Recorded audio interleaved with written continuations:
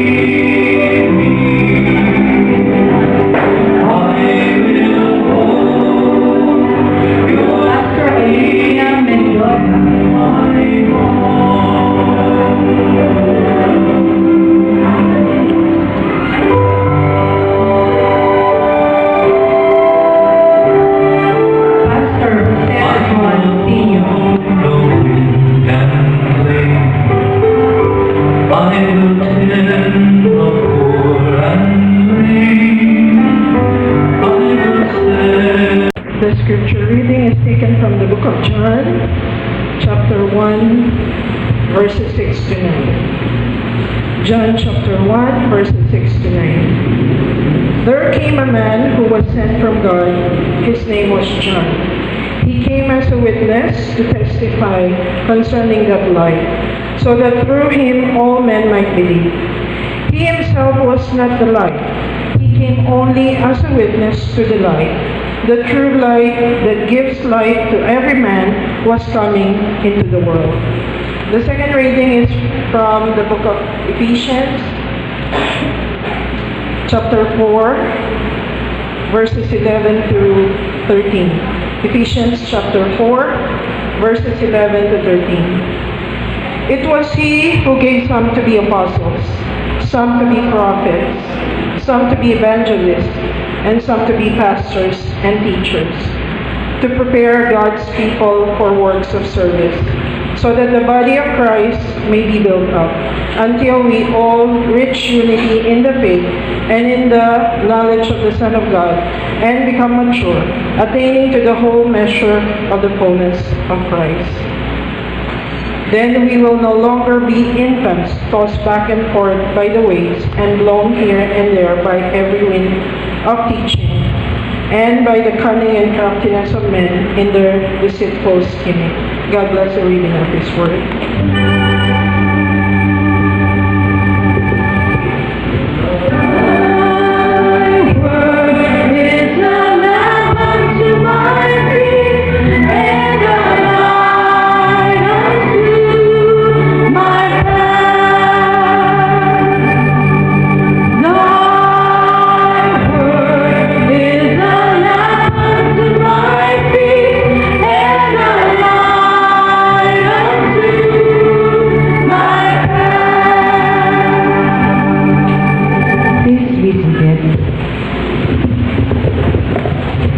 Magandang gabi po sa ating lahat. Purihin po natin ang Panginoong Diyos at nandito tayo bilang isang pamilya to witness the confirmation of our brothers and sisters to the call of God in their life. Gaya po ng nabasa natin, sabi ng John chapter 1, there was a man sent from God whose name was John. Alam po natin ang kasaysayan ni John the Baptist kahapon, piyesta dito sa barangay dito. San Juan Bautista. Although the celebration sa sabihin natin medyo hindi talagang nakuha yung sustansya ng misyon ni Juan Bautista. Nevertheless, si John was a man sent from God. In truth, we are all sent by God. At this point in our lives and this generation, sinubok tayo itong lahat. At ang ating mga kapatid na nandito, na bibigyan natin ng confirmation sa oras na ito, they are specially called of God.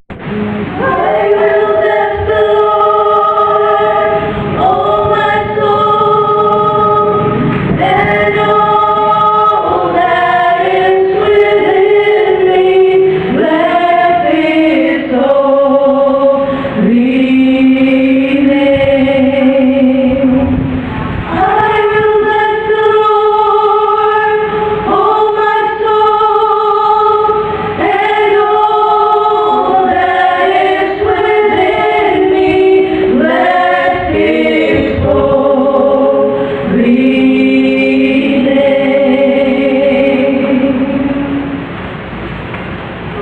All that we have, all that we are, all that we hope to be, we give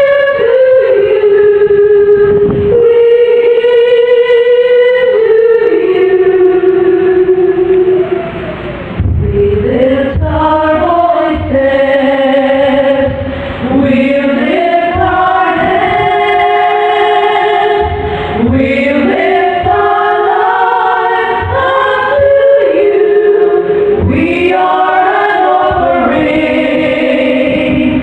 Lord, use our voices. Lord, use our hands. Lord, use our lives. They are yours. We are an offering.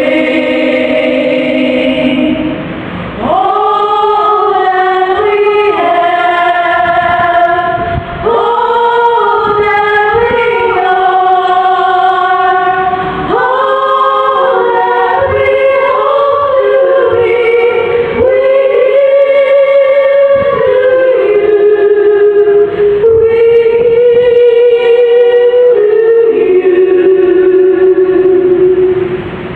We lift our voices, we lift our hands, we lift our lives, they are yours.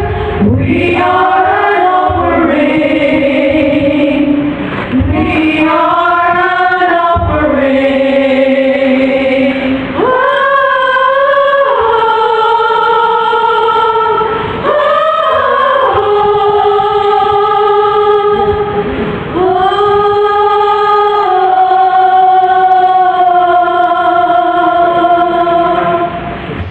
Is thy started for the kingdom, since my life He controls,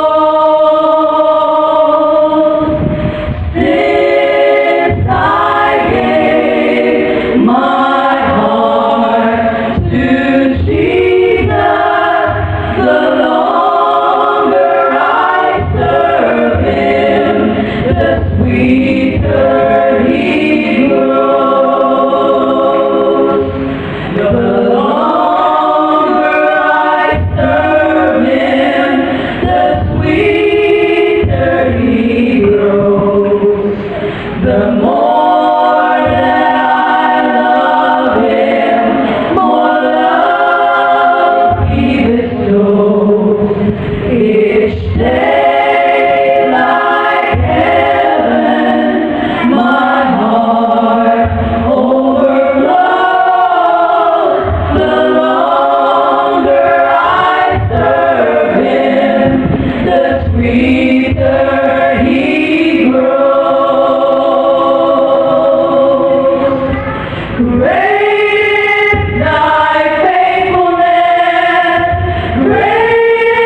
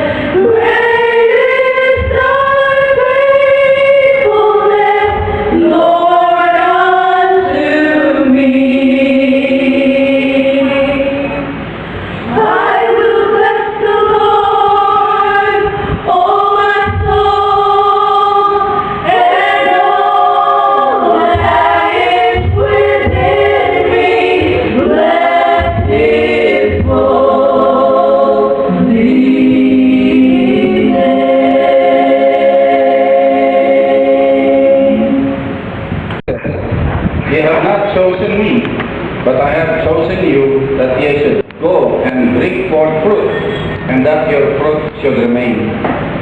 In both Old and New Testament, leaders were appointed or set apart in a special way. Ordination symbolizes God's call to the ministry. The candidates commit themselves to the ministry in the will of God and the church approval for the ministry. It is an acknowledgement that God bestowed certain gifts and has called the individual to service. It is preceded by study, rest, and prayer, guided by the Spirit of God. Bishop Edgardo Ogiao, may I present to you the following candidates for confirmation. To testify for Pastor Ben is Mrs. Eileen Maluta.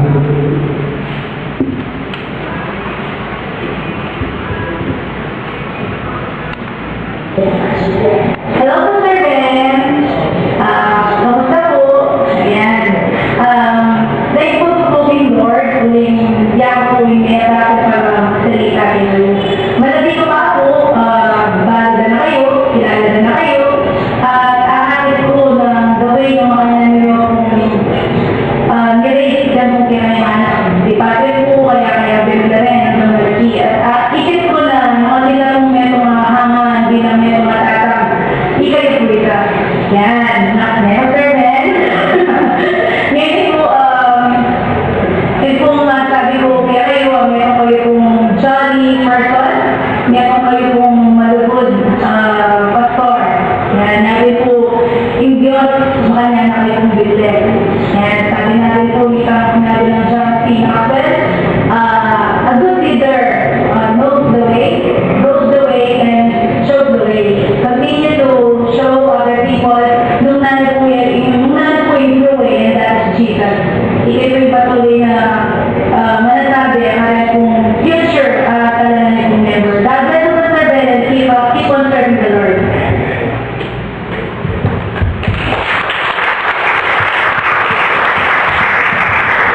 And now, to testify for Pastor Ryan Mendoza is Mrs. Maureen Giao.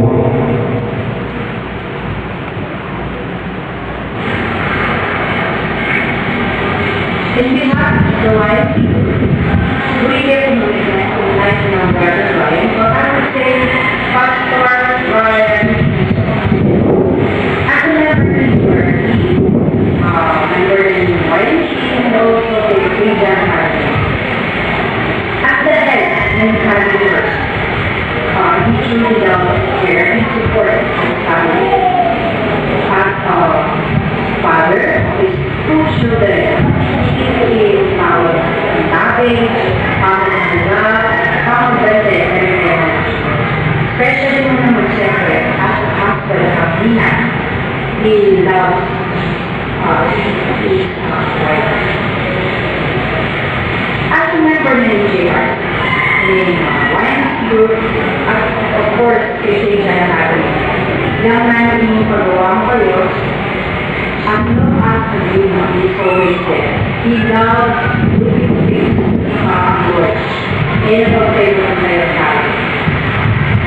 Isip ko naman na naman ibang emergency. Basta kailangan gawain sa pagiging namin mga naging life ng Pastor Ryan Amen. And this message, may God continue to shower you with blessing. Lalo na ngayon, God promoted you to the next level of your Christian life. Lalo na ngayon, binila na ang talent, at lalo na ang binila talent, hindi as you move forward. Stay humble, kind, obedient, loving, and caring. Keep smiling, become a believer. God bless you, Pastor Raymond.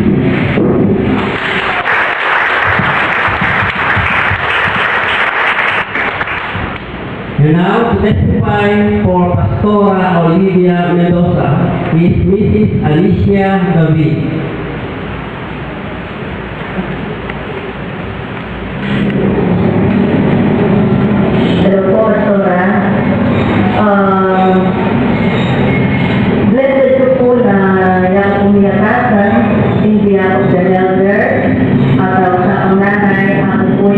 ministry kayo.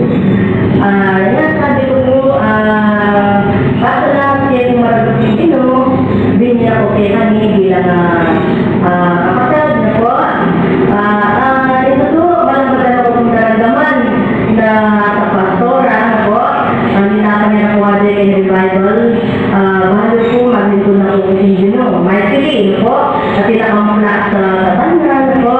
At masaya po na kaya bigla kayo kuminig revival po, buo yung pamilya. At aamin ko po na makanalo kayong buong puso, master talaga ang Lord. No doubt about it mo po. At I say po, hindi rin po na malugod kayo yung gawin ng dito. Po, at saka kayo ministry outside po.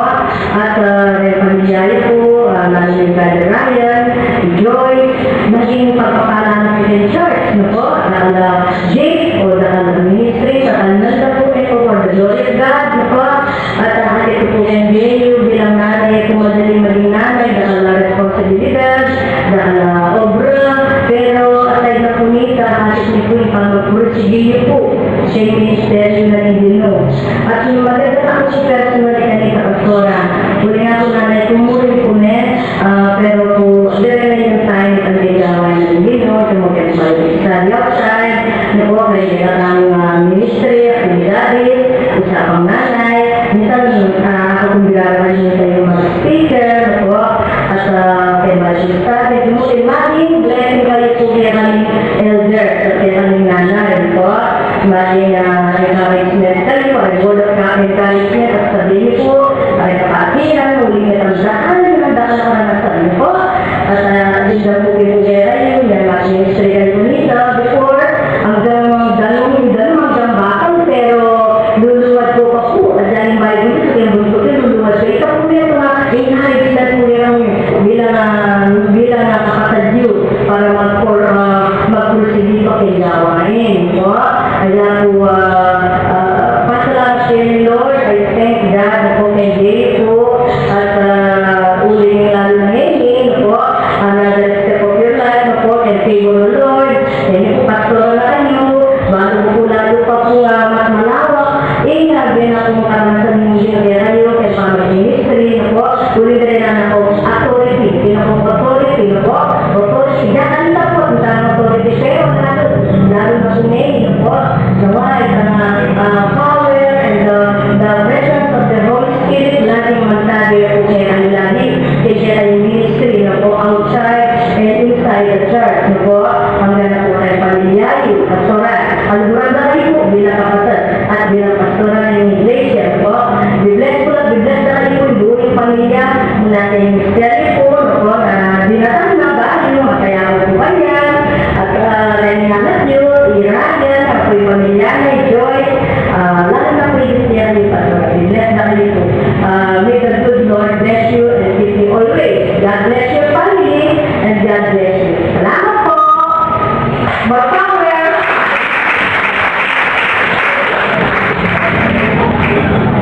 Hello po, Pastor. And now to testify for Pastor Jose Rizon is Mrs. Maisel Sahagul.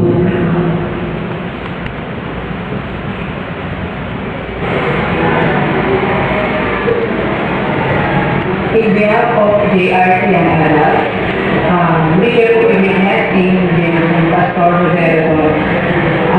Pastor Rizon, or mas kilala tayo kung Apo Rizon or Apo Saron. Yan po nandang word na lulutin ko po is giver. Gusto ko bilang tekuwalan ng Lord na mag-i-pleasure niyo muna at din kami pong team Apo Rizon. Pag po taas ng Lord, iyo, alay at ang lilit. Alam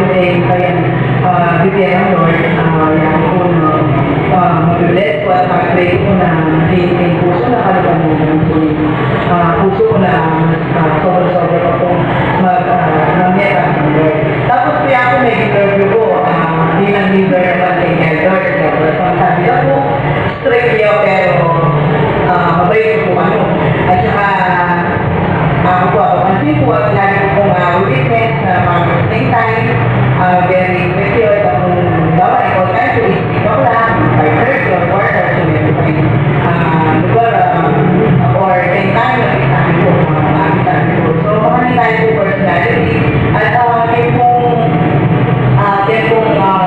church, pag po dati, sigurado, hindi ako mag-ayos ng bangko, mag-ayos na naman ang kailangan ni Alos. So, yan po, talaga po ma-inspire ko pag po atike at amin ko po lalo lang sa Bible School, hindi ko yan po makapag-aral. Ito pong personality na makumatulalo, lalo na po kasi po, hindi na po itong Bernard. So, yan po talaga kaya ako na hinagawin na nangyayari ako ng Lord. At balo po, mapalito ko po naman na blessing ako sa Lord. Kaya sa aking mga pamilya, kasi mga ito, personally, mapalito ko po palaan kay Lord para kayo. So, nagulad ako po ang pastor at kaya ako pinigil kong pinigil at keep up the good work. God bless you.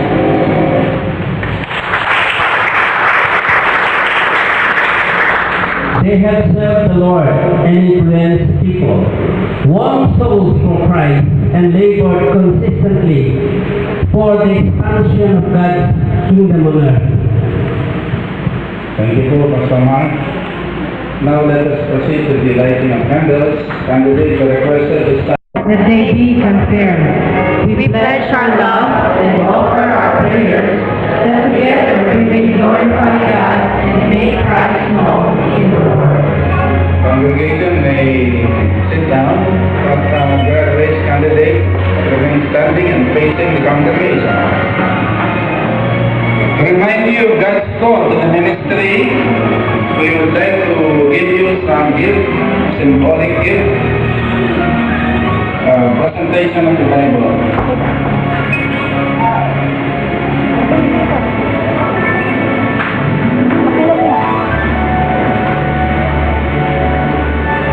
Si Pastor Mark, bibigyan kayo ng isang kopya ng Appointment Bible, the Pastor's Bible. Read it every day and make it your guide in your ministry and life.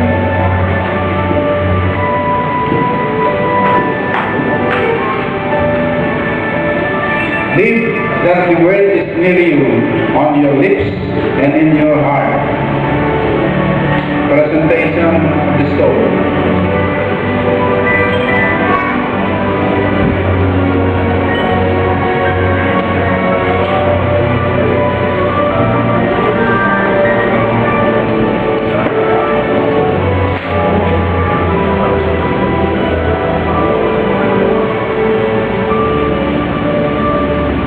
Pwede kong yung mga candles siguro lagyan niyo sa mesa natin para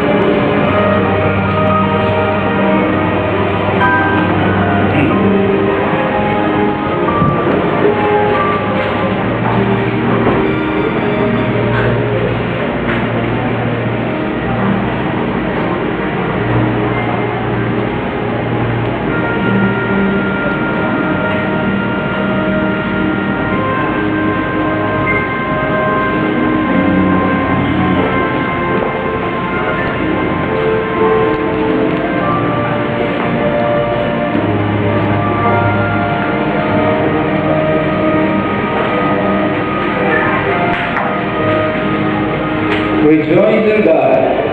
May you be clothed in the garments of salvation and covered with the robe of integrity. Receive this stole as a sign of your being yoked with Christ, remembering His words. Take my yoke upon you and learn from me. Presentation of the necklace.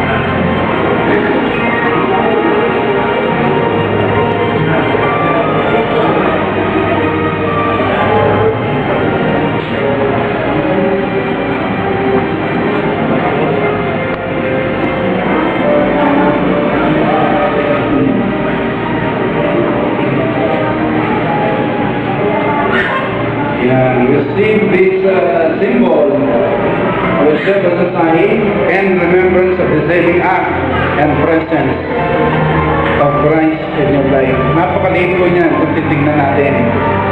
Diba? Pagka kaninang sinusokbet, if you are that conscious, ano po, eh saktong-sakto lang.